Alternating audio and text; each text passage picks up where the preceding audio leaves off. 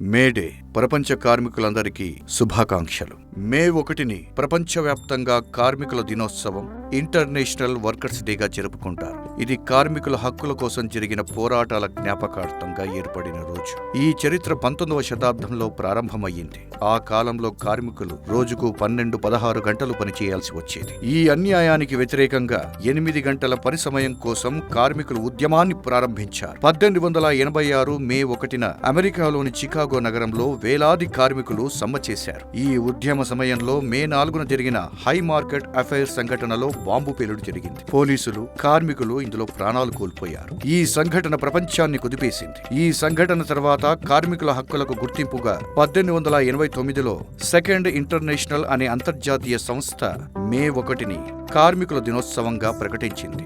ఆ తరువాత ప్రపంచంలోని అనేక దేశాలు ఈ రోజును అధికారికంగా గుర్తించాయి. ఇండియాలో మొదటిసారి 1923లో చెన్నైలో మేడేను జరుపుకున్నారు. సారాంశం: మేడే అనేది కేవలం ఒక పండుగ మాత్రమే కాదు, ఇది కార్మికుల కష్టానికి గౌరవం, హక్కుల కోసం చేసిన త్యాగాలకు గుర్తింపు. ఈ రోజు మనకు ఏం చెబుతుందంటే, కష్టపడే ప్రతి వ్యక్తి గౌరవానికి అర్హుడు.